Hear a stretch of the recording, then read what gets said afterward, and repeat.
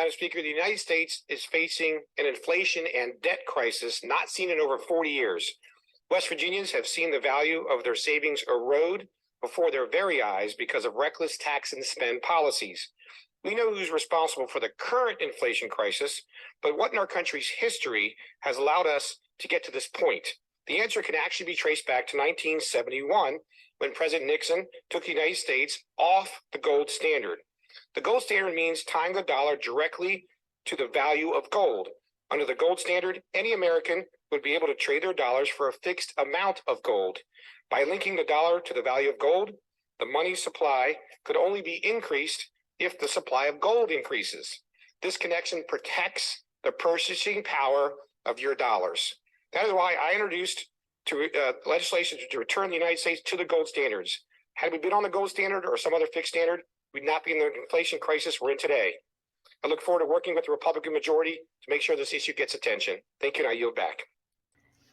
Hey, everybody. It's Eddie from Tokyo. This is your cryptocurrency update from Japan, and that intro was a video uploaded by Representative Alex Mooney. I didn't know about this bill. In fact, I don't even follow him on Twitter, but the algorithms recommended it to me, and, well, I was kind of glad to see it. Speaking of Twitter, most everyone that uses the platform was purged today of bots. Yes, some lost over 1,000 followers. I only lost 300. I think that's pretty good, but glad to see those bots removed. We have breaking news in the SEC versus Ripple case. Also something very cool. I mean, very cool in the world of AI. And is there a secret XRP ledger? I think most of you know how I would answer that, but how does Wrath of Kahneman answer that? And SBI? Yes, SBI in Japan. Wow. Just wow. That's all I can say.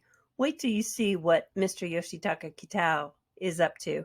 And yes, we have the absolute truth. I'm talking without a shadow of doubt that Sam Bankman-Fried lied. All right, everybody, come on, let's go.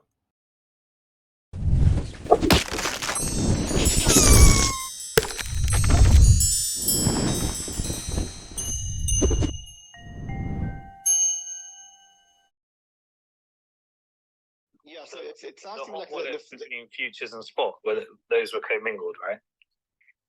That's right. Yeah, in general, balances were treated as effectively fungible with each other. Okay, now wait, I just want to with that in mind, I just want to try and understand something. So I put money on, I want to deposit money into FTX. I deposit money into Silvergate Bank, which is a United States bank. I put the money into the bank. That money lands up in Alameda's bank account, right? So now you've got, let's say I take $100, I deposit $100 into FTX. But what I actually do is I'm depositing into Silvergate's account on Alameda, and the account name is Alameda. So now Alameda has $100 of my money, and then I want to buy a Bitcoin for let's say I put $20,000 in, and I want to buy a full Bitcoin. The money is. Tell me where the money's sitting now, though, because this is the part that I'm confused about.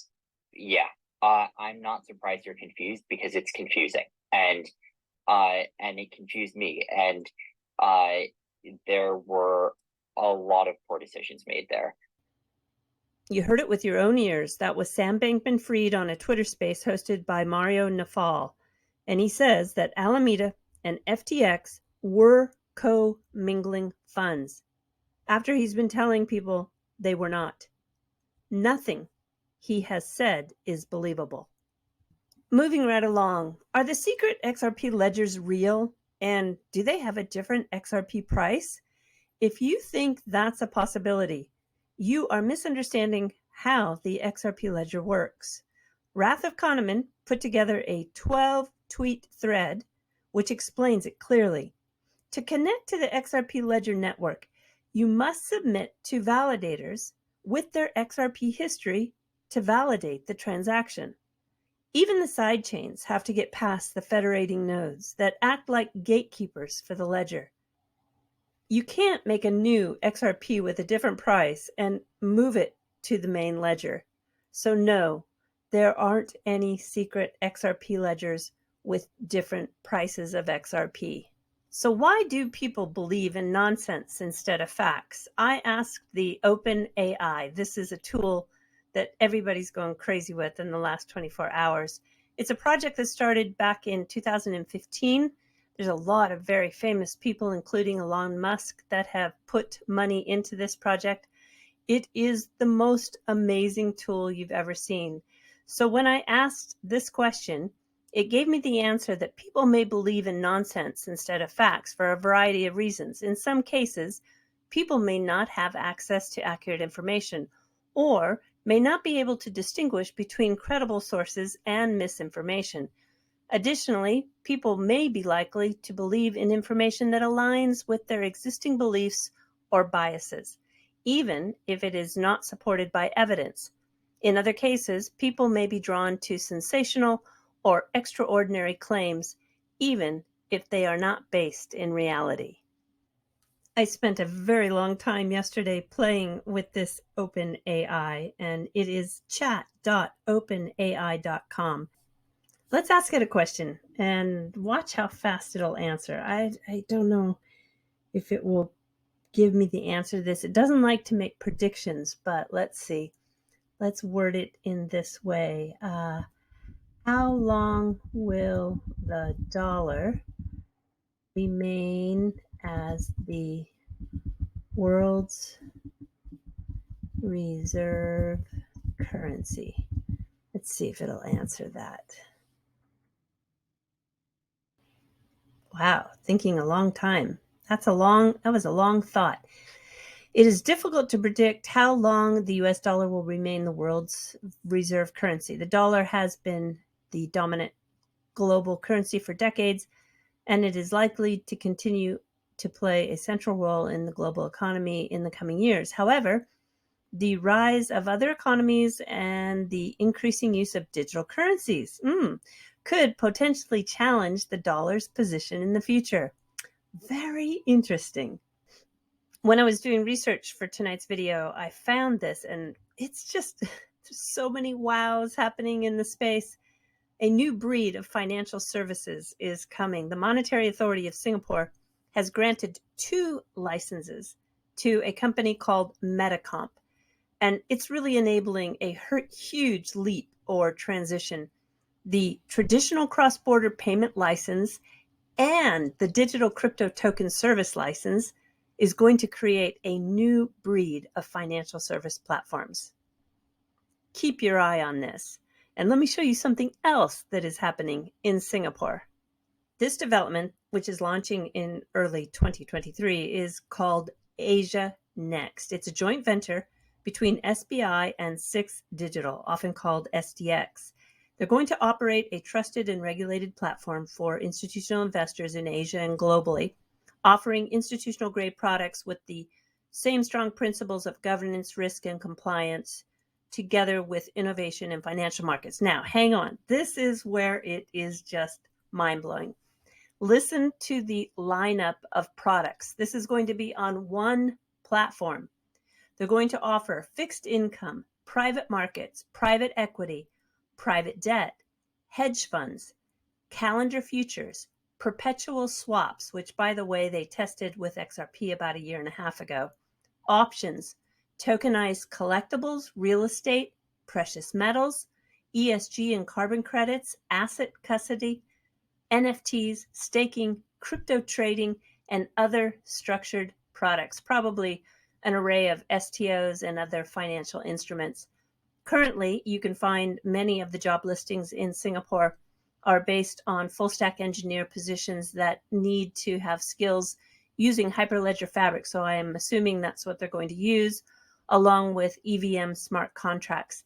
Now, the digital assets holding company is wholly owned by SBI Japan. That is Mr. Yoshitaka Kitao.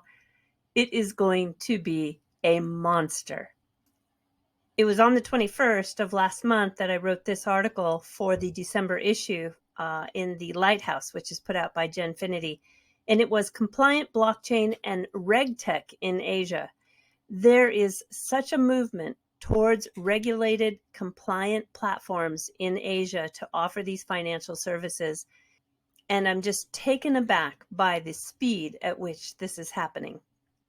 A few hours ago, the General Counsel for Ripple, Stuart Alderati, put out a tweet that this is their final submission where they asked the court to grant judgment in their favor. After 2 long years, Ripple is proud of the defense we've mounted on behalf of the entire crypto industry. We have always played it straight with the court. Can't say the same with our adversary. Now, the SEC has also submitted their final submission. That happened a couple of hours after Ripple's submittal, and Sherry, who has been really making some of the best comments throughout this last long 2 years. And this sentence is really pretty amazing. It stood out for me too, and Sherry caught it. Unlike ordinary assets such as groceries, XRP is nothing but computer code represented on an electronic ledger. And she reminds everybody, guess what? Bitcoin is also computer code. All right, everybody, we're jumping to the fluff. In Japan, at the temples and shrines, you'll often find little woven fabric, almost like a kimono type fabric amulet that is a gift of prayer. And it's kind of the same ritual as a sutra reading or an incense burning. And each amulet contains prayers to Buddha by the temple monks. The Japanese monk Kenzan Ito is going to soon mint an NFT on the XRP ledger, and it will be an amulet or a omamori, which will have the prayers for the development of XRP and the XRP ledger. How about that? So interesting, right? Taking the old traditional Japan and blending it into the new digital age. Pretty fun. All right, everybody, do take care. Sayonara for now. Bye-bye. And go Japan soccer.